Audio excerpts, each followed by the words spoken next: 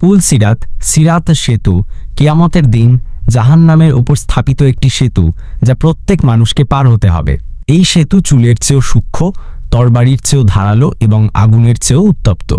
বিশ্বাসীদের জন্য এটি জান্নাতে পৌঁছানোর পথ, আর অবিশ্বাসীদের জন্য এটি জাহান্নামে পতনের মাধ্যম। পুল সিরাত পার হওয়ার সময় ভোটি ধাপে ভোটি প্রশ্ন করা হবে, যা মানুষের দুনিয়ার জীবনের কর্মফল অনুযায়ী নির্ধারিত হবে।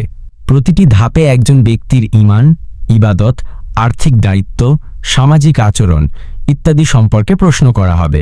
তাই সম্পূর্ণ ভিডিওটি দেখতে থাকুন। প্রথম ধাপ, ঈমান, বিশ্বাস। আপনি কি আল্লাহ, ফেরেশতা, কিতাব, রাসূল, আখিরাত এবং তাকদীরে বিশ্বাস করতেন? বিস্তারিত। এই ধাপে মানুষের ঈমানের ভিত্তি পরীক্ষা করা হবে।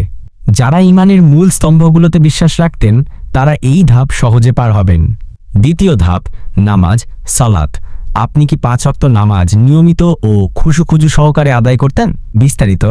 নামাজ ইসলামের মূল স্তম্ভ। যারা নিয়মিত নামাজ আদায় করতেন তাদের জন্য এই ধাপ সহজ হবে। তৃতীয় ধাপ, জাকাত ও খুমস। আপনি কি আপনার সম্পদের জাকাত ও খুমস আদায় করতেন? বিস্তারিত। যারা আর্থিক দায়িত্ব পালন করতেন তারা এই ধাপ সহজে পার হবেন। চতুর্থ ধাপ, রোজা, সিয়াম। আপনি কি রমজান মাসে রোজা রাখতেন এবং তা সঠিকভাবে পালন করতেন? বিস্তারিত। রোজা আত্মসংযমের প্রশিক্ষণ। যারা রোজা রাখতেন তাদের জন্য এই ধাপ সহজ হবে। পঞ্চম ধাপ, হজ। আপনি কি আর্থিক ও শারীরিকভাবে সক্ষম হওয়ার পর হজ পালন করেছেন? বিস্তারিত। হজ ইসলামের পঞ্চম স্তম্ভ। যারা হজ পালন করেছেন তারা এই ধাপ সহজে পার হবেন। ষষ্ঠ ধাপ, পবিত্রতা, ওযু ও গোসল। প্রশ্ন, আপনি কি ইবাদতের পূর্বে ওযু ও গোসলের মাধ্যমে পবিত্রতা অর্জন করতেন? বিস্তারিত। পবিত্রতা ইবাদতের পূর্বশর্ত।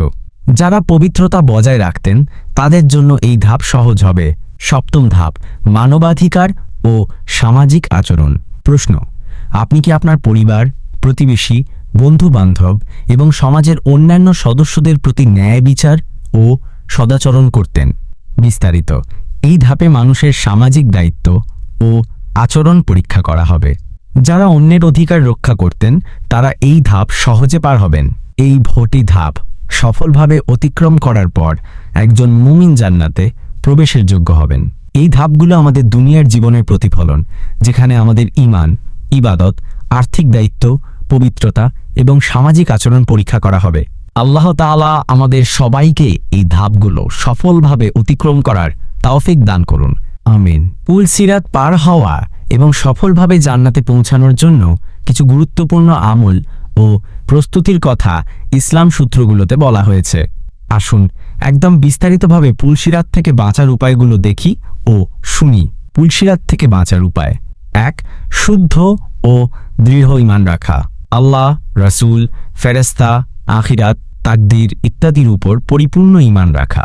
শিরক ও কুফর থেকে সম্পূর্ণভাবে দূরে থাকা। দুনিয়ার জীবনে সবকিছুকে আল্লাহর সন্তুষ্টির জন্য করা। 2. নিয়মিত সালাত, নামাজ আদায় করা। 5 ওয়াক্ত নামাজ সময়মতো খুশুখুজুর সাথে পড়া, বিশেষ করে ফজরের নামাজ সময়মতো পড়া। নামাজের মধ্যে সুন্নত, নফল, তাহাজ্জুদ ইত্যাদি বেশি বেশি পড়া। পবিত্রতা রক্ষা করে নামাজ পড়া। 3. জাকাত ও সদাকা নিয়মিত আদায় করা। সম্পদের হক আদায় করা, গরিব অসহায়দের সাহায্য করা। জাকাত, ফিতরা, সদকাতুল ফিতর, উলুম, মসজিদ, মাদ্রাসা ইত্যাদি খাতে দান করা। জাকাত না দেওয়া পাপ, যা পুল সিরাতে বিপদ তৈরি করতে পারে। 4. রোজা রাখা এবং নিয়মিত নফল রোজা রাখা। রমজানের রোজা অবশ্যই রাখা। নফল রোজা সোম ও বৃহস্পতিবার 13, 14 ও 15 তারিখে, আরাফা, আশুরা ইত্যাদিতে রোজা রাখা। 5. হজ এবং উমরাহ পালন করা। হজ ফরজ হলে হজ করা। আর্থিক ও শারীরিক সামর্থ্য থাকলে দ্রুত হজ সম্পন্ন করা। 6. কুরআন ও সুন্নাহ অনুযায়ী জীবনযাপন। কুরআন তিলাওয়াত করা, শিখে বোঝা, আমল করা।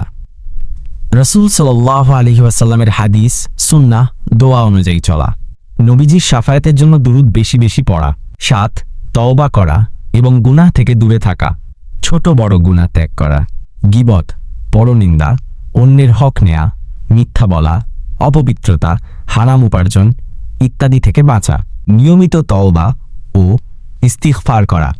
8 অন্যের হক আদায় করা, কারো অধিকার নষ্ট করলে তার থেকে মাফ চাওয়া, ঋণ বা পাওনা থাকলে পরিশোধ করা, পরিবার, আত্মীয় স্বজন, প্রতিবেশী সবাইকে তাদের হক দেয়া। 9 আখিরাতের প্রস্তুতি নিয়মিত করা, মৃত্যুকে স্মরণ করা, কবর, মিজান, হিসাব, পুলসিরাতের কথা মনোযোগ দিয়ে স্মরণ করা, মৃত্যুর পর জান্নাত ও জাহান্নামের অবস্থা নিয়ে গভীরভাবে চিন্তা করা। 10 রাসূল সাল্লাল্লাহু আলাইহি সাল্লামের সুপারিশ, শাফায়াত পাওয়ার চেষ্টা, বেশি বেশি দুরূদ শরীফ পড়া, রাসূলের সুন্নাহ মেনে চলা, তাঁর প্রতি ভালোবাসা রাখা। 11 মানবাধিকার রক্ষা ও উত্তম চরিত্র, অন্যের কষ্ট না দেয়া, সততা, ন্যায়পরায়ণতা, দয়া, সহানুভূতি দেখানো, সমাজের দরিদ্র ও অসহায়দের সাহায্য করা। শেষে সবচেয়ে গুরুত্বপূর্ণ কথা, পুলসিরাত পার হওয়ার জন্য আমাদের উচিত দুনিয়ার জীবনে সিরাতের প্রস্তুতি নেওয়া, কারণ পুলসিরাত পার হওয়া দুনিয়ার আমল ও আল্লাহর রহমতের উপর নির্ভরশীল। হে আল্লাহ, তুমি আমাদের সকলের জন্য পুলসিরাত সহজ করে দাও, আমিন।